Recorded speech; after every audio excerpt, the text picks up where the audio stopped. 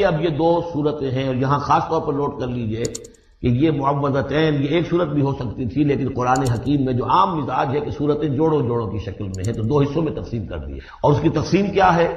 ایک وہ چیزیں ہیں جو انسان پر باہر سے حملہ آور ہوتی ہیں، اور ایک چیز وہ ہے جو انسان کے اپنے اندر سے حملہ آور ہوتی ہے۔ ان دونوں کو دو علیحدہ چیزوں میں رکھ کر اور سکھایا گیا ہمیں کہ تم ہمیشہ اللہ کی پناہ طلب کرتے رہا کرو ان چیزوں کے اثرات سے، ان چیزوں کے اثرات بد سے اپنے آپ کو بچانے کے لیے۔ بسم اللہ الرحمن الرحیم، قل اعوذ برب الفلق، کہو کہ میں پناہ میں آ گیا صبح کے رب کی۔ فلق، فلق ویسے تو یہ لفظ ہم پڑھ چکے ہیں سورہ انعام میں، فالق الاصباح، رات کی تاریکی کا پردہ پھٹتا ہے اور سپیدہ سحر نمودار ہوتا ہے، یا گٹھلی فالق الحب والنوائے، تو وہ جو گٹھلی ہوتی ہے وہ بھی پھٹتی ہے تو اس میں سے دو پتیاں نکلتی ہیں تو درخت بنتا ہے۔ اس اعتبار سے فلق سے مراد یہاں صرف صبح نہیں ہے، بلکہ جو اگلی صورت میں آ رہا ما خلق، جو بھی کچھ اس کائنات میں اس نے پیدا کیا ہے در حقیقت وہ عدم کا پردہ چاک کر کے اس کو وجود بخشا، عدم سے، عدم محض سے، کریشن ایکس نہیلو، بغیر کسی شے کے کسی شے کو بنانا۔ تو قل اعوذ برب الفلق من شر ما خلق، میں پناہ میں آتا ہوں اس کی تمام مخلوقات کی پناہ سے۔ اب آپ غور کیجئے، مخلوق ظاہر بات ہے خالق کی طرح کامل تو نہیں ہو سکتی، مخلوق کے اندر کوئی نہ کوئی پہلو جو ہے وہ کمی کا، تقصیر کا، نقص کا رہ جائے گا۔ تو گویا کہ ہر مخلوق میں شر کا پوٹینشل ایلیمنٹ موجود ہے۔ یہ دوسری بات ہے کہ اللہ تعالیٰ کسی کو سہارا دے دے، کسی کو تو اپنی طرف سے عصمت عطا کر دے، اپنی طرف سے خصوصی پروٹیکشن عطا کر دے، پوٹینشل خلق جو ہے وہ گویا کہ مستلزم ہے، اس کے ساتھ شر کے اندر کا پہلو موجود ہوگا۔ قل اعوذ برب الفلق من شر ما خلق، یعنی وہ شر جو ہے خود اپنی جگہ پر کوئی علیحدہ مستقل وجود رکھنے والی شے نہیں ہے، بلکہ وہ شر جو ہے خلق کے اندر جو کمی کا پہلو ہے۔ جیسے ہم نے انسانوں کے بارے میں پڑھا، خلق الانسان من عجل، انسان کی سرشت میں جلد بازی ہے۔ خلق الانسان ضعیفا، انسان کمزور پیدا کیا گیا ہے۔ جو اس کا فطرت والا پہلو ہے، جو روحانی پہلو ہے، وہ تو ہے انا خلقنا الانسان فی احسن تقویم، لیکن جو یہ حیوانی پہلو ہے اس کا جو مادی وجود ہے، اس میں تو ذوق بھی ہے۔ ان الانسان خلق ہلوعا اذا مسہ الشر جزوعا واذا مسہ الخیر منوعا، یہ تمام چیزیں جو ذہن میں رکھیے۔ قل اعوذ برب الفلق من شر ما خلق، جو بھی مخلوقات ہیں ان میں سے جو بھی شر کا پہلو ہے میں اس سے اے پروردگار تیری پناہ میں ومن شر غاسق اذا وقب، خاص طور پر یہ رات کو ڈھانپ لینے والی جو ہے رات، اندھیرا، یہ ظاہر بات ہے اسی پھر رات کے پردے میں چوری بھی ہے، ڈاکہ بھی ہے، اسی میں پھر غول بیابانی جو ہے، شیاطین جن ہیں ان کا بھی جو حرکتیں ہوتی ہیں، پھر یہ ساری چیزیں جو ہے اسی کے سلسلے من شر غاسق اذا وقب، سانپ بچھو وغیرہ بھی اسی وقت نکلتے ہیں۔ ومن شر النفاثات فی العقد، اور جو عورتیں گانٹھیں باندھ کر پھونکے مارتی ہیں، یہ جو بھی ٹونے ٹوٹکے ہوتے ہیں اس کی وجہ سے لوگوں کو نقصان پہنچایا جاتا ہے، گویا کہ یہ بھی اس کے اندر بھی کوئی حقیقت ہے، یہ سفلی عملیات بھی ہیں، ان کے بھی اثرات ہیں۔ جیسے کہ ہم جانتے ہیں کہ جادو جو ہے حق ہے، برحق ہے، اگرچہ کفر ہے، شراب کی تاثیر ہے لیکن حرام ہے، کچھ نہ کچھ حقیقت ان لکیروں میں بھی ہے، لیکن ہمیں روک دیا گیا کہ ان کے چکر میں مت پڑو۔ یہ جو منجمی ہے، نجوم کی حرکت، اس میں بھی کچھ نہ کچھ حقیقت ہے لیکن روک دیا گیا۔ تو کسی چیز کا ہونا بالفعل یہ اور شے ہے، لیکن اس کا جائز ہونا یہ اور شے ہے۔ تو بالفعل یہ عملیات ہیں جو سے اچھے اعمال ہیں، اور ان کو جو ہے کوئی اچھے اوراد ہیں، اچھے وظائف ہیں، تو ان کے کچھ اثرات جو ہیں اچھے ہو سکتے ہیں۔ اسی طریقے سے اس قسم کی چیزوں میں جادو کے کلمات ہوتے ہیں، ان کی بھی تاثیر ہے۔ اور وہ جو عورتیں جو ہے وہ جادو کرتے ہوئے، جس کو ہم کہتے ہیں کہ وہ تعویذ گنڈا وغیرہ جو ہوتا ہے، پھر وہ اس میں پھونکے مارتی ہیں، تو اللہ تعالیٰ سے میں ان کے شر سے بھی پناہ چاہتا ہوں۔ وَمِن شَرِّ حَاسِدٍ إِذَا حَسَدَ، اور حسد کرنے والے کے شر سے بھی میں اللہ کی پناہ طلب کرتا ہوں، جبکہ وہ حسد اپنا استعمال کرے۔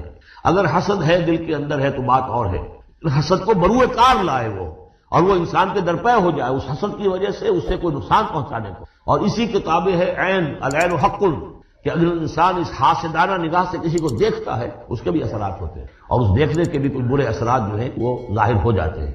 تو یہ تمام چیزیں اپنی جگہ پر ہیں، لیکن ان سے پناہ کرنے کے لیے آپ لمبے چوڑے کوئی اور سلسلوں میں نہ پڑے، یہی معوذتین اللہ نے جو محمد رسول اللہ کو تلقین فرمائے، سارا دار و مدار ان پر ہونا چاہیے۔ تعامل کرتے رہے، اس لیے کہ ہم پڑھ چکے ہیں سورہ بقرہ میں کہ حضرت سلیمان کے زمانے میں جنات جو تھے انہوں نے یہ سارے کام شروع کیے تھے اور لوگ ان سے سیکھتے تھے جادو ٹونا، لیکن اب شیطان اگلا حربہ آزماتا ہے۔ دیکھو ابھی فلاں کام پڑا ہے، ابھی فلاں کام ہے، ابھی بیٹیوں کے ہاتھ پیلے کرنے ہیں، ابھی یہ کرنا ہے، ابھی بچے تمہارے چھوٹے ہیں، ابھی تمہارے بیٹوں کی تعلیم کا مرحلہ ہے، میاں ہو جانا ٹھیک، بعد میں سارے تقاضے مطالبے پورے کر لینا، پہلے یہ ذمہ داریاں تو پوری کرو۔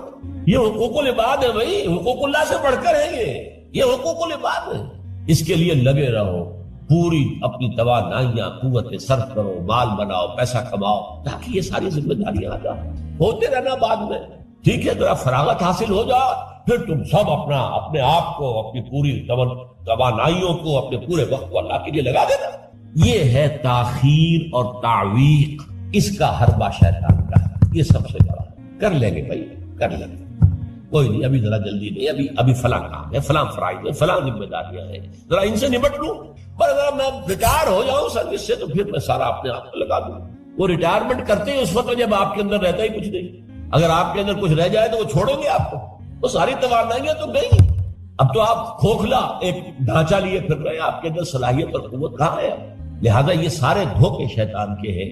اس میں ایک چیلنجنگ انداز میں علم یعنی وقت آیا نہیں ہے ابھی اہل ایمان کے لیے، کس چیز کا انتظار کر رہا ہے؟ کیوں جیسے ہی خیال ہو جائے کہ واقعی یہ فرض ہے، فوراً لبیک کہو۔ تم نے اگر کسی بھی پہلو سے تاخیر اور تعویق کا راستہ اختیار کیا تو یہ شیطان کے پھندے میں گرفتار ہونے کا وہ راستہ ہے اصل، وہ شیطان پھر چھوڑے گا نہیں، پھر وہ اسے آپ کو اپنے فطراک کا نخچیر بنا لے گا، اپنے تھیلے میں شکار کی حیثیت سے، جیسے کہ آپ تیتر مار کے تھیلے میں ڈال لیتے ہیں شکار کر کے، اس کے فطراک کے نخچیر بن کر رہ جاؤ گے، پھر آگے نکل نہیں سکتے۔ یہ تاخیر اور تعویق جو ہے، یہی ہوا تھا غزوہ تبوک میں حضرت کعب ابن مالک رضی اللہ تعالیٰ عنہ نے، وہ بھی ان 3 صحابہ میں سے تھے جو سچے صادق الایمان صحابہ تھے، لیکن غزوہ تبوک میں نہیں گئے۔ حضور نے واپس آ کے جو لوگ نہیں گئے تھے ان سے جواب طلبی کی، لہذا منافقین تو آئے، اللہ کی قسم ہے، خدا کی قسم ہے یا رسول اللہ، میں اللہ کو گواہ کر کے کہتا ہوں یہ تھا یہ تھا یہ تھا، یہ سبب تھا، میں نہیں جا سکتا۔ حضور فرماتے تھے، مسکراتے تھے، جائیے تشریف لے جاؤ، کوئی پکڑ نہیں۔ یہ آئے جب کعب ابن مالک، تو حضور کے چہرے پر مسکراہٹ تھی، تنزیہ مسکراہٹ۔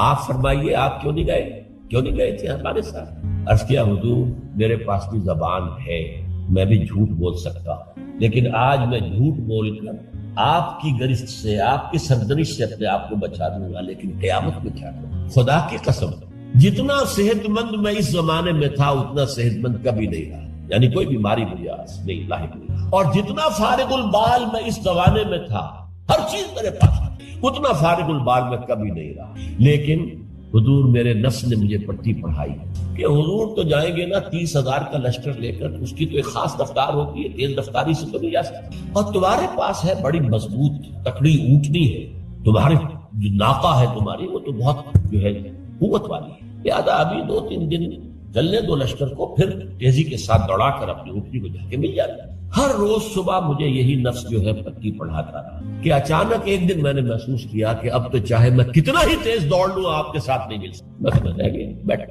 اب جو سزا لوں۔ یہ ہے تاخیر اور تعویق۔ انہیں سزا دی گئی، مقاطعہ، کوئی شخص اس سے بات نہ کرے۔ 3 صحابہ کا معاملہ ہے، یہ سورہ توبہ کے اندر تفصیل سے آیا ہے، اور صحیح بخاری کی طویل ترین احادیث میں سے پڑھنے کے قابل کہ انہوں نے کیسے بیان کیا اپنے پورے معاملے میں، یہ نفس کیسے دھوکہ دیتا۔ ابھی چند دن اور مدینے کے اندر اپنے نخلستان کی ٹھنڈی چھاؤں کے اندر آرام کر لو، چند دن اور، بھائی جانا ہے، بہت دور جانا ہے، تبوک جانا ہے، تو یہ 2 دن میں تو نہیں پہنچ جائے گے حضور، پھر دوڑ کر پکڑ لینا، ساتھ چل مل جاتا۔ یہ دھوکہ شیطان کا، یہ دھوکہ نفس، یہ ہے الم یأن للذین آمنوا ان تخشع قلوبهم لذکر اللہ وما نزل من الحق۔ یہ سب کچھ تم نے 15 آیتیں اگر سورہ حدید کی پڑھ کر بھی تم نے اپنی گردن نیچے کر کے اپنے دل کو نہیں ٹٹولا تو اور کون سی ہدایت آئے گی، کہاں سے آئے گی؟ 15 آیتیں سورہ حدید کی پڑھ کر بھی، تو کیا ابھی وقت نہیں آیا اہل ایمان کے لیے؟ کس کا انتظار ہے؟ کس چیز کا انتظار؟ الم یأن للذین آمنوا ان تخشع قلوبهم لذکر اللہ وما نزل من الحق۔ کیا وقت آنے گیا اہل ایمان کے لیے کہ ان کے دل جھک جائیں اللہ کی یاد میں، اور جو کچھ حق میں سے نازل ہوا، ما نزل من الحق، یہ پورا قرآن الحق، اس میں سے جو یہ آیات نازل ہوئی ہیں یہ تم نے ابھی سن لی ہے، پڑھ لی، اس کے سامنے بھی دل نہیں جھکیں گے تو کب جھکیں گے؟ اس پر بھی اگر دل نہیں پگھلے تو کب پگھلیں گے؟ اس پر بھی اگر دل میں کوئی عزم اور ارادہ پیدا نہ ہوا کہ اپنی جان لگا دینی ہے، کھپا دینی ہے، ان صلاتی و نسکی و محیایا و مماتی للہ رب العالمین، اس پر بھی نہیں ہوا تو کب ہوگا؟ اور کون سی ہدایت آئے گی؟ فبأي حدیث بعدہ یؤمنون، اس قرآن کے بعد اور کون سی چیز کے یہ منتظر ہے جس پر یہ ایمان لائیں گے؟ الم یعن للذین آمنوا ان تخشع قلوبہم لذکر اللہ وما نزل من الحق۔ اور جیسا کہ میں نے تمہیدی جو میرا بیان تھا ان صورتوں کے بارے میں اس میں عرض کیا تھا، ان میں اہل کتاب سے خطاب نہیں ہے، اہل کتاب کو نشان عبرت کے طور پر پیش کیا۔ دیکھو مسلمانوں، تم سے پہلے بھی ایک امت تھی، معمولی امت نہیں تھی، وہ امت جسے قرآن سند دے رہا ہے 2 دفعہ سورہ بقرہ کے اندر صرف، یا بنی اسرائیل اذکروا نعمتی التی انعمت علیکم وانی فضلتکم علی العالمین، اے بنی اسرائیل یاد کرو میرے اس احسان کو جو تم پر ہوا، میں نے تمہیں تمام جہان والوں پر فضیلت دی تھی۔ وہ قوم، وہ امت موسیٰ، اس امت کو کتنی کتابیں دی گئی؟ تورات انہیں دی گئی، زبور انہیں دی گئی، انجیل انہیں دی گئی، امت تو ایک ہی ہے۔ یہ حضرت مریم اسرائیلی نہیں تھی کیا؟ تو چاہے باپ حضرت عیسیٰ کا کوئی نہیں ہے لیکن وہ حضرت مریم کے بیٹے ہیں، اسرائیلی، یہ اسرائیلی نبوت ہے جو چلی آ رہی ہے، حضرت موسیٰ اور ہارون سے شروع ہوئی ہے 1400 برس قبل، اور حضرت عیسیٰ اور یحییٰ پر آ کر ختم ہوئی ہے۔ یہ سلسلہ نبوت کا سینکڑوں نبی آ گئے 1400 برس میں، تو آپ اندازہ کیجئے اتنی بڑی امت، لیکن اس کا حال کیا ہوا؟ وَلَا يَكُونُوا، دیکھو نہ ہو جائیں یہ اہل ایمان بھی كَالَّذِينَ أُوتُوا الْكِتَابَ مِنْ قَبْلُ، ان لوگوں کے مانند جن کو کہ کتاب دی گئی تھی ان سے پہلے، فَطَالَ عَلَيْهِمُ الْأَمَدُ، تو جب ان پر ایک طویل مدت گزر گئی، فَقَسَتْ قُلُوبُهُمْ، تو ان کے دل سخت ہو گئے۔ اس کا نقشہ کھینچا گیا ہے سورہ بقرہ میں، ثُمَّ قَسَتْ قُلُوبُكُمْ فَهِيَ كَالْحِجَارَةِ أَوْ أَشَدُّ قَسْوَةً، دیکھو اے بنی اسرائیل، اے یہودیوں، اس کے بعد تمہارے دل سخت ہوتے چلے، بدکاری سے، غلط کاری سے، دنیا پرستی سے، شہوت رانی سے، زر پرستی سے دل سخت ہوتے چلے جائیں۔ حضور نے فرمایا جب انسان ایک گناہ کرتا ہے دل کے اوپر ایک داغ پڑے، اگر توبہ کرے گا تو صاف ہو جائے گا، توبہ نہیں کرے گا پھر گناہ کرے گا، پھر داغ پڑے گا، پھر پڑے گا، پھر داغ پڑے گا، پھر یہاں تک کہ پورا دل سیاہ ہو جائے۔ اور حضور نے اپنی مٹھی بند کر کے کہا ایسے ہو جائے، اب اس میں کوئی ہدایت داخل نہیں ہوئی، بند ہو گئی۔ اور جب یہ تھیلی بند ہوئی پھر اللہ کی مہر لگ گئی، ختم اللہ علی قلوبہم وعلی سمعہم طبع اللہ علی قلوبہم، اللہ نے مہر لگا دی ان کے دلوں کے اوپر۔ یہ مرحلہ آتا ہے کہ جب کہ فرمایا اب تمہارے دل پتھروں کے مانند، بلکہ او اشد قسوہ، پتھروں سے بھی زیادہ، فإن من الحجارة لما يتفجر منه الانہار، پتھر تو ایسے بھی ہوتے ہیں جن میں سے چشمے پھوٹ بہتے ہیں، وإن منها لما يشقق فيخرج منه الماء، چٹانوں میں ایسی بھی ہوتی ہیں شق ہو جاتی ہیں ان میں سے پانی نکل آتا ہے، وإن منها لما يهبط من خشية الله، چٹانیں ایسی بھی ہوتی ہیں اللہ کے خوف سے گر پڑتی ہیں، وما اللہ بغافل عما تعملون، تمہارے دل ان سے بھی سخت ہو چکے ہیں اور اللہ بے خبر نہیں ہے اس سے کہ جو تم کر رہے ہیں۔ آج اس امت پر بھی تو 1400 برس گزر گئے، کتنا عرصہ گزرا ہے، اور آج وہی خواہشات ہیں۔ ہم تو امت محمد میں ہیں صلی اللہ علیہ وسلم، وہ تو شافع محشر ہے، وہ تو ہر امتی کو بخشوا لیں گے تب جا کر راضی ہوں گے، اللہ راضی کرے گا انہیں، وہ راضی اسی وقت ہوں گے جب ہر امتی کو بخشوا لیں گے۔ سیاں بے کوتوال، اب ڈر کاہے کا؟ جب ہمارے سیاں ہمارے شوہر کہہ لے کوتوال بن گئے تو مجھے کس کا ڈر ہے؟ کوتوال ہی کا ڈر ہوتا ہے نا کہ وہ پکڑے گا، سیاں بے کوتوال، اب ڈر کاہے کا؟ یہ ہے مجھے امانی، دل کا امانی ہو، سیغفر لنا، ہمیں تو بخش دیا جائے، ہماری تو شفاعت ہو جائے۔ بھائی کچھ بھی ہے، ہم کلمہ گو تو ہیں، کچھ بھی ہے، محمد کے نام لیوا تو ہے صلی اللہ علیہ وسلم، لیکن یہ قرآن مجید میں یہی ان کا قول نقل کیا گیا تھا۔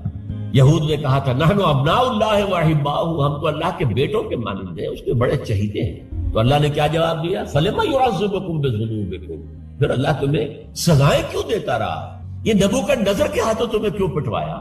ہیکل سلیمانی کیوں برباد کروایا؟ یہ تم 100 برس تک اسیری میں رہے، بیبیلونیا میں، بابل میں، عراق میں، کیوں؟ تمہارا دوسرا جو تھا ہیکل بنایا تم نے، وہ بھی سن 70 میں گروا دیا ٹائٹس کے ہاتھوں، 1,33,000 ایک دن میں قتل کیے اس نے، ٹائٹس نے 1,33,000 یہودی یروشلم کے اندر ایک دن میں قتل کیے، اندازہ کیا۔ پچھلی صدی میں 60 لاکھ یہودی جرمنوں نے ختم کی، 6 ملین، اور ان کو اب بھی یہی کر رہا ہے، we are the chosen people of the lord, ہم تو اللہ کے پسندیدہ بندے ہیں۔ یہی حال اس امت کا ہے۔ ہسپانیہ سے ایسے نکالے گئے کہ ایک بچہ تک نہیں بچا، تاتاریوں کے ہاتھوں کروڑوں قتل ہوئے، یہ سب کچھ تمہارے ساتھ ہوا کہ نہیں؟ کروسیڈرز کے ہاتھوں تمہاری پٹائی کم ہوئی تھی؟ 88 برس تک بیت المقدس عیسائیوں کے قبضے میں رہا تھا کہ نہیں؟ تو غور کی، دلوں کو نرم کی، اور دلوں کو نرم کرنے کا ذریعہ بھی قرآن ہے۔ یا ایھا الناس قد جاءتکم موعظۃ من ربکم، موعظہ واعظ کہتے ہیں اس کو جو دل کو نرم کرے، اس میں رقت پیدا کرتے، رقیق کہتے ہیں پتلی شے کو، رقیق مادہ، رقیق مادہ، دل سخت ہو جائے اسے نرم کرنے کے لیے، اس کے لیے واعظ بھی سب سے بڑا قرآن ہے۔ الم یان للذین آمنوا ان تخشع قلوبهم لذکر اللہ وما نزل من الحق ولا یکونوا کالذین اوتوا الکتاب من قبل، تمہارے سامنے موجود، فطال علیہم الامد، پھر ان پر ایک مدت جب گزر گئی، فقست قلوبهم، تو ان کے دل سخت۔ البتہ یہاں ایک واقعہ میں اور عرض کر دوں، ایک دل کی سختی وہ تھی جو یہودیوں کی ہو گئی تھی، یا ہم میں سے بھی بہت سو کی ہو چکی، لیکن ایک اور دل کی سختی بھی ہوئی، وہ اپنے احساس کی شدت کی بنا۔ یہ معاملہ حضرت ابوبکر کے ساتھ پیش آیا رضی اللہ تعالی، ان کے عہد خلافت میں ایک وفد آیا باہر سے، انہیں جب قرآن کی آیات سنائی گئی تو ان کی آنکھوں سے آنسو بہنے لگے۔ حضرت ابوبکر نے فرمایا، ہاکذا کنا حتی قست القلوب، ایسے ہی ہم بھی ہوتے تھے، قرآن سنتے ہی، قرآن پڑھتے ہوئے ہمارے آنکھوں سے آنسو جاری ہو جائے، یہاں تک کہ ہمارے دل سخت، معاذ اللہ، یہ شدت احساس یقیناً یہ ہوتا ہے جب آدمی عادی ہو جاتا ہے تو وہ کیفیت نہیں رہتی۔ میں نے اللہ کے فضل و کرم سے 6 حج کیے، لیکن جو کیفیت پہلے حج کی تھی وہ پھر کبھی نصیب نہیں۔ ویسے بھی یہ تھا کہ اس وقت تک ابھی اتنا ہجوم نہیں تھا، سن 62، اب آج سمجھیے 42 برس گزر چکے، تو اس وقت کا اور تھا۔ اب جو ہے وہ ہجوم جو ہے وہ اس میں کبھی انسان کو اپنے اندر جھانکنے کا، کہیں تنہائی میں بیٹھ کر یاد کرنے کا موقع نہیں ملتا، لیکن وہ تھا۔ لیکن ویسے بھی بات یہ ہے کہ ایک آدمی، اب جو لوگ وہاں رہتے ہیں مکے میں رہنے والے، ان میں سے اکثر کو ہم دیکھتے ہیں وہ خانہ کعبہ کا، اس اصل چوکور گھر کا بھی کوئی ادب نہیں کرتا، وہ تو ہر وقت ان کے نگاہوں کے سامنے عادی ہو گئے۔ تو ایک شکل یہ ہوتی ہے کہ جو ایک تعامل کثرت کے ساتھ جب ایک بات ہو رہی ہو تو پھر اس کی وہ تاثیر نہیں رہی۔ تو فرمایا فقست قلوب، حضرت ابوبکر کا بھی وہ احساس کی شدت جو تھی، جیسے حضور نے فرمایا۔ اب زنا جو ہے اس کے لیے حضور نے جو کچھ فرمایا وہ سن لی۔ عن ابن عباس قال ما رأيت شيئا اشبه باللمم مما قال ابو هريرة عن النبي صلی اللہ علیہ وسلم، حضور کی حدیث ہے، ان اللہ كتب على ابن آدم حظه من الزنا ادرک ذلك لا محالہ، اللہ تعالیٰ نے ہر انسان کا زنا میں ایک حصہ لکھ جو اس کو پہنچ کر رہے گا۔ فزنا العین النظر، آنکھوں کا زنا ہے نامحرم عورت کو دیکھنا، یہ بھی زنا ہے۔ اگر زنا کو روکنا ہے تو یہاں پر بھی قدغن لگے گی۔ ایک جگہ آیا ہے جس میں النظر سہم، یہ تیر ہے، یہ نظر جو ہے نگاہوں کے تیر، یہ تو آپ شاعری کے اندر بھی اور گانوں کے اندر بھی نگاہوں کے تیر سنتے ہیں کہ نہیں؟ النظر سہم، یہ تیر ہے۔ وزنا اللسان النطق یا منطق، زبان کا زنا ہے کسی عورت سے گفتگو کر کے چٹخارے لے، عورت کی آواز میں بھی ایک لوچ ہے، حسن ہے، اللہ تعالیٰ نے اسے سراپا ایسا بنایا ہے کہ مرد کے لیے اس کی ہر شے کے اندر اٹریکشن، اس کی آواز میں اٹریکشن۔ والنفس تمنا وتشتہی، اور باقی رہ گیا نفس، وہ تمنا کرتا ہے کہ اب میں اس سے آگے بھی بڑھوں اور زنا بھی کر لوں۔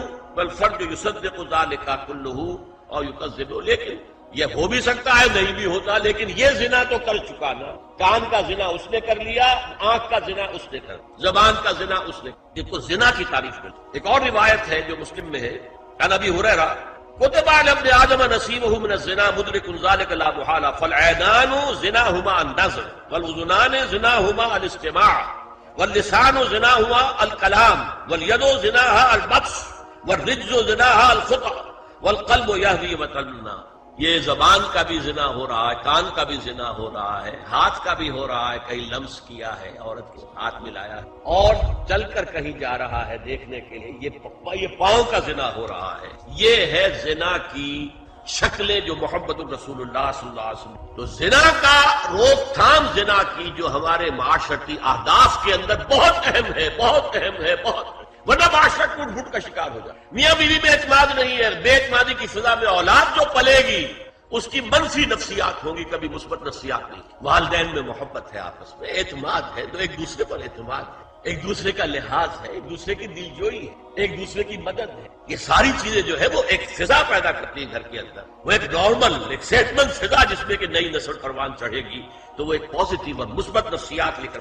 نمبر 3 جو ہدف ہے بہت بڑا بہت بڑا بہت بڑا، جنسی انضباط، سیکس ڈسپلن، زنا کی روک تھام. لا تقربوا الزنا انہو کان فاحشۃ وساء سبیلا. زنا کے قریب تک نہ پھٹکو. یہ نہیں کہا کہ لا تزنوا، نہیں، قریب تک نہ پھٹکو. جیسے کہ یہ فیصل آباد کا ہمارا گول چکر ہے اور 8 بازار آ رہے ہیں. اب کوئی سرکاری پروگرام یہ ہے کہ اس گول چکر تک، چوک تک کوئی بھی جلوس نہ پہنچے تو 8 بازاروں کو بند کرو گے نا. لہذا دور دور تک اللہ تعالیٰ نے وہ حدیں لگا دی ہیں کہ زنا کی ترغیب نہ ہو، زنا کے راستے جو ہے وہ مسدود ہو جائے. اور زنا کے بارے میں اب دیکھیے، یہ اس دور کی انٹلیکچوئل خیانت، ڈس آنیسٹی کا سب سے بڑا موقع. جدید نفسیات کا بابا آدم مانا جاتا ہے فرائڈ، اور فرائڈ کے نزدیک انسان کے محرکات عمل میں سب سے زیادہ طاقتور، سب سے زیادہ پوٹنٹ سیکس. مارکس نے قرار دیا پیٹ کو معاشی ضرورت، فرائڈ نے کہا نہیں، سیکس ہے اصل محرک انسان میں. یہاں تک کہتا ہے ایڈیپس کمپلیکس، باپ اگر محبت بھری نگاہ سے بیٹی کو دیکھ رہا ہے تو یہ بھی سیکس ہے، اور ماں اگر بیٹے سے محبت کر رہی ہے تو یہ بھی سیکس ہے. انا للہ و انا. ان کمبختوں کا اصل یہ معاملہ ہے کہ ایک شے پر نگاہ جم گئی تو سب کچھ اسی کے گرد گھما دیا. مطلب بات غلط نہیں ہے. Sexual motive one of the most important motives, no doubt about. اگر یہ نہ ہو، اگر عورت میں مرد کے لیے اٹریکشن نہ ہو، اگر عورت کو مرد کی احتیاج نہ ہو تو تمدن ختم ہو جائے. کون شادی کا کھکیڑ مول لے گا؟ ایک پیٹ پالنا اور ہے، خاندان کی ذمہ داری اور ہو جائے گی. یہ اس قدر زبردست جو ہے یہ موٹیویشن ہے، اندر سے جذبہ ہے اور اٹریکشن ہے شدید.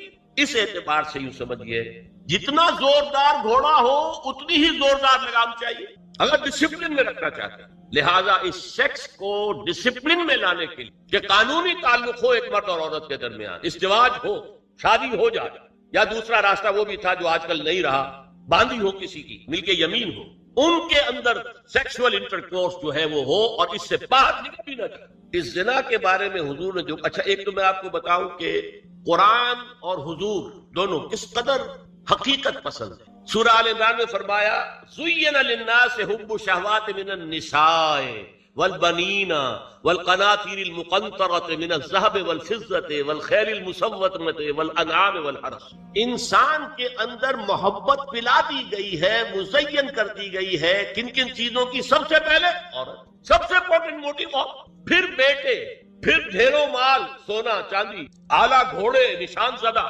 اور مال مویشی اور کھیتی. لیکن سب سے پہلے زُيِّنَ لِلنَّاسِ حُبُّ الشَّهَوَاتِ مِنَ النِّسَاءِ وَالْبَنِينَ وَالْقَنَاطِيرِ الْمُقَنطَرَةِ مِنَ الذَّهَبِ وَالْفِضَّةِ وَالْخَيْلِ الْمُسَوَّمَةِ وَالْأَنْعَامِ وَالْحَرْثِ. اسی طرح دیکھیے حضور صلی اللہ علیہ وسلم فرماتے ہیں، یہ مسند احمد میں بھی حدیث ہے اور حاکم اور بیہقی، عن انس ابن مالک رضی اللہ تعالی عنہ قال قال رسول اللہ صلی اللہ علیہ وسلم حبب الی النساء والطیب وجعلت قرۃ عینی فی الصلاۃ.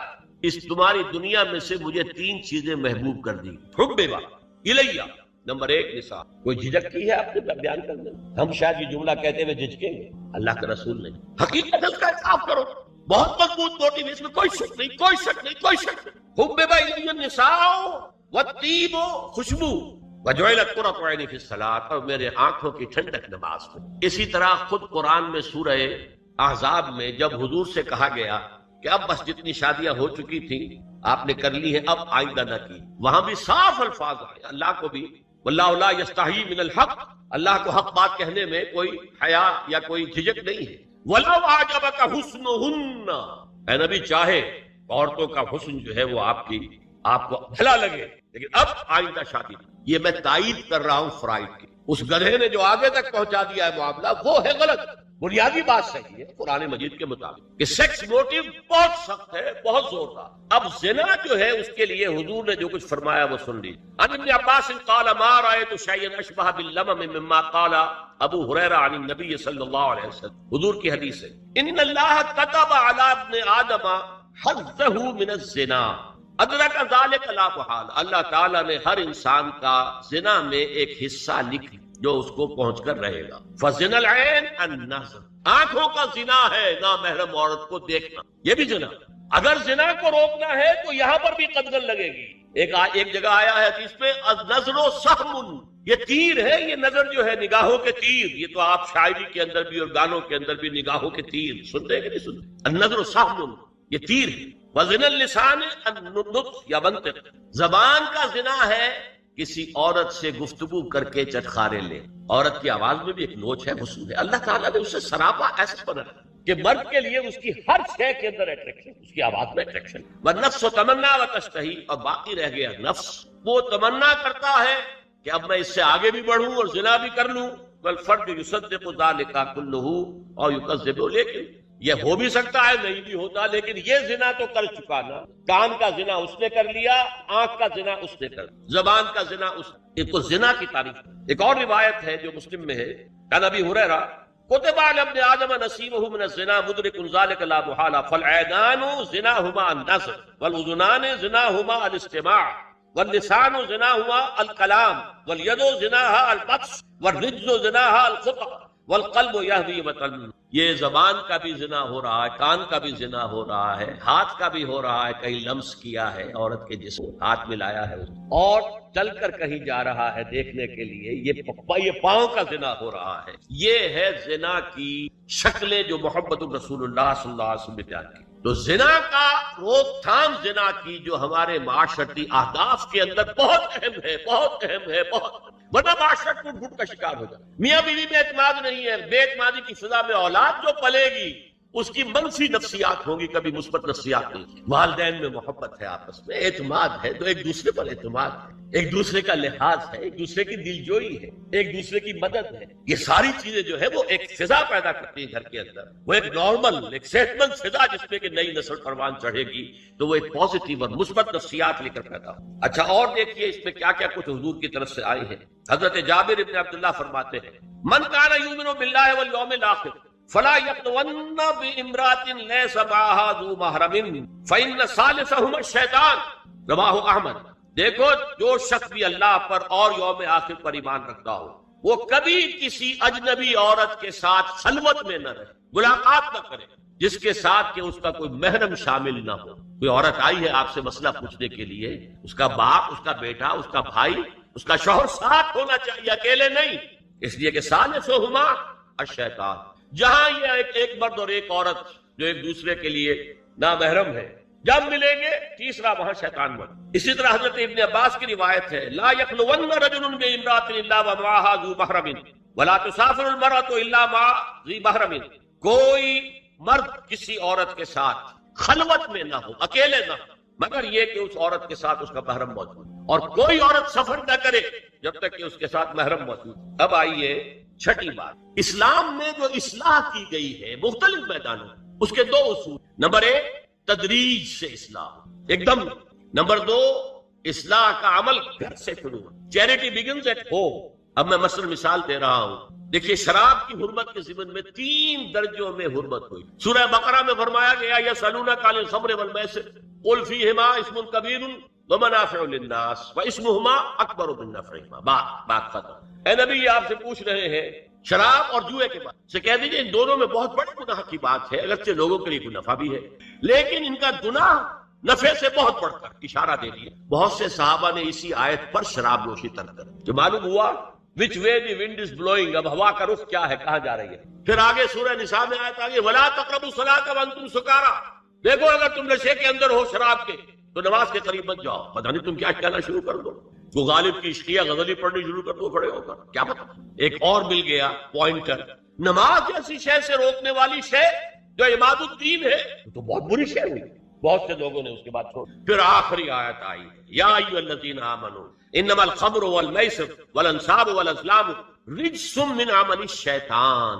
یہ شیطانی اعمال ہے، گندگی کے اعمال. فاجتنبوہ لعلکم تفلحون. تو ان سے بچو، اجتناب کرو تاکہ تم فلاح پاؤ. انما یرید الشیطان ان یوقع بینکم العداوۃ والبغضاء فی الخمر والمیسر. یہ شیطان یہ چاہتا ہے کہ شراب اور جوئے کے ذریعے سے تمہارے مابین دشمنی پیدا. شراب میں آدمی لڑ پڑا، جوئے کے اندر بھی ہارتا ہارتا ہارتا آخر کھڑا ہو جاتا، مار پیٹ کے اوپر تیار، ہلاک کرتا. فرمایا کہ انما یرید الشیطان ان یوقع بینکم العداوۃ والبغضاء فی الخمر والمیسر وَيَصُدَّكُمْ عَنْ ذِكْرِ اللَّهِ وَعَنِ الصَّلَاةِ فَهَلْ أَنْتُمْ مُنْتَهُونَ؟ اب باز آتے ہو کہ نہیں؟ یہ بڑا دھمکی کا انداز ہے۔ اب کچھ لوگ کیا کہتے ہیں جی یہاں پہ حرام کا لفظ تو نہیں آیا، اِنَّا لِلَّهِ وَإِنَّا أَنْتُمْ مُنْتَهُونَ، باز آتے ہو کہ نہیں؟ اس سے زیادہ روکنے کا کوئی معاملہ ہو سکتا، اور حدیث میں اندر اصول آ گیا ما اسکر کثیرہ فقلیلہ حرام، جو شے اگر زیادہ مقدار میں ہو اور نشہ لے آئے تو اس کی چھوٹی مقدار بھی حرام، شراب کا ایک قطرہ بھی حرام۔ لیکن آج ہم کہہ رہے شراب تو حرام ہے ہی نہیں، تاکہ مغرب مان لے کہ ہاں یہ تو بڑے ماڈریٹ لوگ ہیں، بڑے لبرل لوگ ہیں، روشن خیال ہے، یہ کوئی دقیانوسی نہیں ہے، یہ فنڈامنٹلسٹ نہیں ہے۔ اسی طریقے سے یہ جو معاشرتی معاملے میں اصلاح کا دائرہ شروع ہوا ہے، اس میں ہم دیکھتے ہیں کہ ابتدا میں ازواج مطہرات سے خطاب ہے، جسے دلیل بنا لیا بعض لوگوں نے، یہ احکام تو صرف ازواج مطہرات کے لیے ہے، حالانکہ میں نے اصول پہلے بتا دیے، چیریٹی بگنز ایٹ ہوم، جیسے حضور فرماتے تھے انا اول المسلمین، دیکھو میں تمہیں اسلام کی دعوت دے رہا ہوں، سب سے پہلا مسلمان میں خود ہوں، انا اول المومنین، میں تمہیں ایمان کی دعوت دے رہا ہوں، پہلا مومن میں ہوں۔ تو جب تک انسان اپنے کردار سے بات واضح نہ کرے تو واز جو ہے وہ ہوتا مؤثر نہیں، لہذا سب سے پہلی بات جو کی گئی وہ کی گئی ہے حضور کی ازواج مطہرات سے۔ اب اس ضمن میں جو اصلاحی اعمال آئے ہیں، احکام ان کو نوٹ کر لیں، ان کا آغاز ہوا ہے تدریجی اعتبار سے سورہ احزاب سے، اور سورہ احزاب سن 5 ہجری میں جو ہے نازل ہوئی ہے، ان کی تکمیل ہوئی ہے سورہ نور میں جو سن 6 ہجری میں نازل ہوئی۔ اور ایک بہت خوبصورت بات کہی، یہ مولانا امین حسن اصلاحی نے مجھے بتایا کہ ان کے استاد حمید الدین فراہی نے یہ کہا کہ سورہ احزاب میں گھر سے باہر کے پردے کا بیان ہے اور سورہ نور میں گھر کے اندر کے پردے کا بیان۔ تو اصلاحی صاحب کہتے تھے کہ اس جملے نے میری آنکھیں کھول دی اور قرآن مجید روشن ہو گیا، ورنہ اگر یہ بات سامنے نہ ہو تو آدمی اٹکتا ہے، جگہ جگہ پر اشکالات پیدا ہو۔ دیکھیے سورہ احزاب میں کیا کیا گیا، نمبر 1 پہلے خطاب ازواج مطہرات سے، بعد میں عام کر دیا۔ نمبر 2 بتایا گیا کہ عورت کا اصل کردار کیا ہے، اس کی اصل جگہ کیا ہے، گھر۔ نمبر 3 استیزان کے حکم کا آغاز ہو گیا کہ گھروں میں اجازت لیے بغیر داخل نہ ہو، لیکن یہاں بھی صرف نبی کے گھر کی بات ہوئی ہے، عام نہیں۔ پھر محرموں کی ایک چھوٹی فہرست ہے جو سورہ احزاب میں آ گئی ہے، اور گھر سے باہر کے پردے کا حکم آ گیا، یہ سورہ احزاب میں۔ سورہ نور میں استیزان اب عام کر دیا، کسی بھی گھر میں داخل مت ہو جب تک اذن نہ لے۔ یہ دیکھیے تدریج، پہلے حضور کے گھروں میں داخل نہ ہو، اب کسی بھی گھر میں داخل نہیں ہو بغیر استیزان کے۔ اور احادیث مبارکہ میں اتنی سختی آئی ہے، میں بعد میں آپ کو بتاؤں گا۔ دوسرے یہ کہ گھر کے اندر پردہ، جو محرموں سے پردہ، محرم کون ہوتا ہے یہ سمجھ لیجیے، محرم وہ ہے جس سے کبھی بھی کسی شکل میں کسی حالت میں شادی نہ ہو سکے۔ اب ایک آدمی جو ہے اس کے گھر میں فرض کیجئے کہ ایک بہن ہے، تو اس بہن کی دوسری بہن سے وہ شادی نہیں کر سکتا، لیکن اگر وہ بیوی مر گئی تو کر سکتا ہے کہ نہیں؟ اس لیے وہ محرم نہیں ہے، نامحرم، سالی نامحرم۔ آپ کا بھائی ہے، اس کی بیوی ہے، بھابھی ہے آپ کی، آپ دیور ہیں، بھابھی سے شادی تو نہیں کر سکتے، لیکن اگر بھائی کا انتقال ہو جائے تو آپ شادی کر سکتے، تو شادی ہو سکتی ہے تو وہ محرم نہیں ہوا، وہ نامحرم۔ محرم صرف وہی ہے جس سے کبھی کسی حال میں شادی کا امکان ہو۔ اس کی ابتدائی فہرست جو ہے سورہ احزاب میں ہے، تفصیلی فہرست جو ہے وہ سورہ نور میں ہے۔ اب دیکھیے گھر کے اندر بیٹھنے سے متعلق کیا بات کہی گئی۔ بزار اور ترمذی میں حضرت عبداللہ ابن مسعود سے نبی ایک کا یہ ارشاد نقل ہوا ہے، ان المرأۃ عورۃ، عورت چھپا کر رکھنے کی۔ ہمارے ایک نوجوان ساتھی نے ایک دفعہ مضمون لکھا تھا بڑا پیارا، انہوں نے کہا کہ قرآن مجید میں جو اشارات ہیں، حور مقصورات فی الخیام، وہ حوریں جو ہوں گی وہ خیموں کے اندر ہوں، وہیں رہیں گی، قصر کہتے روک دینے کو، باہر نہیں نکلتی، مقصورات فی الخیام، حوروں کا کانہن لؤلؤ مکنون، ایسے ہوں گے کہ جیسے کہ موتی جسے چھپا کر رکھا ہے۔ عورت چھپا کر رکھنے کی شے ہے، المرأۃ کلھا عورۃ، عورت کہتے ہیں اس کو ہے جسے چھپا کر رکھا جائے۔ ان المرأۃ عورۃ فاذا خرجت، جب وہ گھر سے نکلتی ہے، استشرفھا شیطان، اب شیطان جو ہے اس کو طاق میں رکھتا ہے۔ وَأَقْرَبُ مَا تَكُونُ بِرَوْحَةِ رَبِّهَا وَهِيَ فِي قَعْرِ بَيْتِهَا، وہ اپنے رب کی رحمت سے قریب ترین ہوتی ہے جبکہ اپنے گھر کے بھی کسی اندرونی حصے صحن میں ہوگی تو شاید ادھر ادھر کے کوٹھوں سے نظر پڑ جائے۔ اسی لیے فرمایا مردوں کے لیے مسجد میں نماز افضل 28 گنا، اور عورت کے لیے گھر کی نماز مسجد سے افضل، گھر کے صحن کی مسجد سے افضل، دالان کی صحن سے افضل، کمرے میں اس سے افضل، اور کمرے کی کوئی بغلی کوٹڑی ہے تو اس میں سب سے افضل. یہ احادیث نبی اکرم مزاج ہے نا، اس سے بن رہا ہے، ایک معاشرت وجود میں آ رہی. یہ ساری چیزیں کیوں آ رہی ہیں؟ اور سنیے، عبداللہ ابن احمد ابن حنبل نے زوائد الزہد میں اور ابن ابی شیبہ نے، ابن سعد نے اپنی کتابوں میں مسروق کی روایت نقل کی ہے کہ حضرت عائشہ جب تلاوت قرآن کرتے ہوئے اس آیت پر پہنچتی تھی وَقَرْنَ فِي بُيُوتِكُنَّ، تو بے اختیار رو پڑتی. قرآن کہتا ہے اپنے گھروں میں رہو. حضرت عائشہ نے شہادت عثمان کے بعد باہر نکل کر لشکر کی قیادت، پھر ساری عمر افسوس کہ میں نے غلط. دیکھیے کیا معاملہ تھا. حضرت علی رضی اللہ تعالیٰ سے جنگ کی، 10,000 آدمی ایک رات میں مر. لیکن حضرت علی کا کردار کیا تھا؟ یہ نہیں کہ اب عائشہ شکست ہو گئی ہے تو لوڈی بنا لو. انا للہ و انا الیہ. اتنا احترام کیا ہے، مدینے کی چند عورتوں کو ساتھ دے کر بڑے احترام سے مدینے پہنچا دیا، وہاں کی عورتوں، کوفے کی عورتوں کو ساتھ دے کر، اور صرف یہ کہا کہ آپ کی یہ ذمہ داری، آپ نے یہ ذمہ داری خام کھا، صرف یہ، اور کچھ کوئی ملامت. حافظ ابو بکر بزار حضرت انس سے روایت کرتے ہیں کہ عورتوں نے حضور سے عرض کیا کہ ساری فضیلت تو مرد لوٹ کے لے گئے، وہ جہاد کرتے ہیں، خدا کی راہ میں بڑے بڑے کام کرتے ہیں، ہم کیا عمل کریں کہ ہمیں بھی مجاہدین کے برابر اجر مل سکے؟ جواب میں آپ نے فرمایا من قعدت منکن فی بیتہا فانہا تدرک عمل المجاہدین، تم میں سے جو شخص اپنے گھر میں بیٹھی رہے گی وہ مجاہدین کا اجر حاصل کرے. یہ ایک ہوا کا رخ ہے، بتایا جا رہا، یہ نظام ہے جس کو اس شکل میں دیا جا رہا. اب میں چاہتا ہوں سورہ احزاب کی جو آیات ہیں ان کے حوالے سے کچھ باتیں جو حکمت دین کی ہیں اور بہت اہم ہے وہ آپ کے سامنے آئے. دیکھیے، میں نے سب سے پہلے آیت پڑھی تھی لَقَدْ كَانَ لَكُمْ فِي رَسُولِ اللَّهِ أُسْوَةٌ حَسَنَةٌ. اے مسلمانوں، تمہارے لیے اللہ کے رسول کی زندگی میں ایک بہترین نمونہ ہے، اسوہ حسنہ. ایک بات اس میں غور طلب ہے، مردوں کے لیے تو اسوہ کامل ہے. مرد اگر سپہ سالار ہے تو اسوہ موجود ہے حضور کا، مرد اگر صدر ریاست ہے، خلیفہ ہے تو اسوہ موجود ہے رسول کا، کوئی قاضی القضات ہے تو اسوہ موجود ہے رسول کا، کوئی کسی مسجد میں خطیب ہے، امام ہے تو اسوہ موجود، باپ کی حیثیت سے اسوہ موجود ہے، شوہر کی حیثیت سے اسوہ موجود ہے کہ مردوں کی کوئی حیثیت ایسے نہیں جس کے لیے اسوہ حضور کی زندگی میں نہ ہو. لیکن ایک خلا ہے، عورت کی جسمانی زندگی کے لیے تو حضور کی زندگی میں کوئی اسوہ نہیں ہو سکتا. حضور مرد ہے. یہ ہے فلسفہ، یہ ہے حکمت کہ جس صورت میں یہ آیت آئی لَقَدْ كَانَ لَكُمْ فِي رَسُولِ اللَّهِ أُسْوَةٌ حَسَنَةٌ لِمَنْ كَانَ يَرْجُو اللَّهَ وَالْيَوْمَ الْآخِرَ وَذَكَرَ اللَّهَ كَثِيرًا. اے لوگو، اے مسلمانوں، تمہارے لیے اللہ کے رسول کی زندگی میں ایک اسوہ کامل ہے، عمدہ اسوہ ہے ہر اس شخص کے لیے جو اللہ کا امیدوار ہے اور یوم آخر کو بھی مانتا ہے اور اللہ کا ذکر کرتا ہے کثرت سے. اب اس کا اس خلا کو پر کیسے کیا؟ حضور کی ازواج کو بنایا گیا اسوہ خواتین. اور یہی ایک بہت سی اور بھی حکمتیں ہوں گی. ایک حکمت یہی تعدد ہے ازدواج میں، اور حضرت عائشہ کی اتنی کم عمر میں شادی کرنے میں ہے کہ دیر تک وہ امت کو پڑھاتی رہی، شوہر اور بیوی کے درمیان خالص پرائیویٹ معاملات کے اندر بھی ہدایت دیتی. آخر وہ بھی انسان کی ضرورت ہے کہ نہیں؟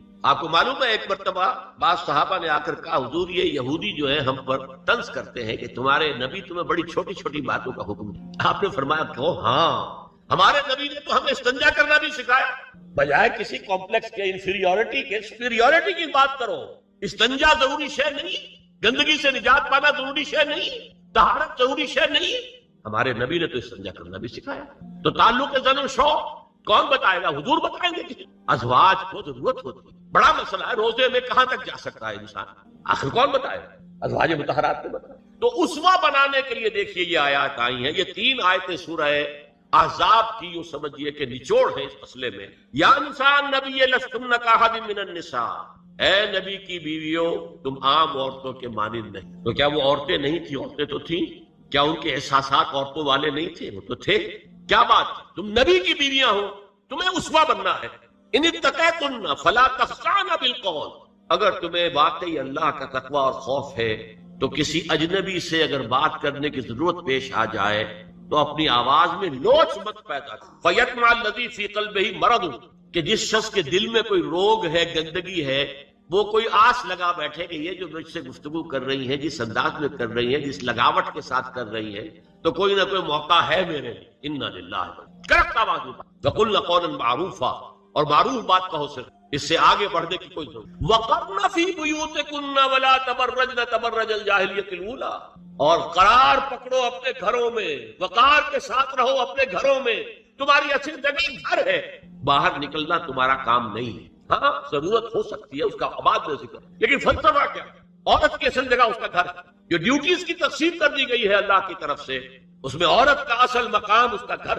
میں حدیث سنا چکا ہوں کہ جب گھر سے عورت نکلتی ہے تو شیطان تاکتا ہے اس کو، اور پھر ظاہر بات ہے کہ اس سے جو فتنے پیدا ہوتے ہیں وہ سب شیطان کے ذریعے. وَلَا تَبَرَّجْنَ تَبَرُّجَ الْجَاهِلِيَّةِ الْأُولَىٰ، اور جو جاہلیت تھی، اسلام کے آنے سے پہلے کا جو دور تھا، اس میں جس طرح تم بند سمر کر اور لوگوں کی نگاہوں میں آنے کے لیے نکلتی تھی، اب وہ طریقہ اختیار کر. دیکھیں یہ بھی ایک بڑا نفسیاتی نکتہ ہے. مرد کے اندر قوت ہے، وہ اپنی قوت کا ظہور چاہتا ہے. کبھی جی چاہتا ہے دیوار کو کندھا دے مارے، راستہ چلتے کسی کو لگا کندھا.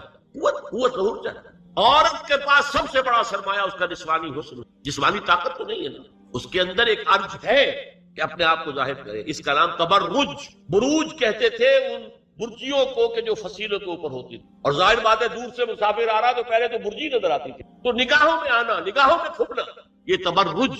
تو تم جس طرح پہلے بناؤ سگھار کر کے نکلا کرتی تھی، اور تبرج الجاہلیہ اب چھوڑ.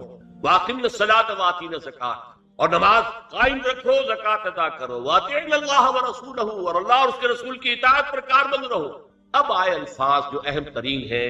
انما يريد الله ليذهب عنكم الرجس اهل البيت ويطهركم تطهيرا. اے نبی کے گھر والیو، اللہ یہ چاہتا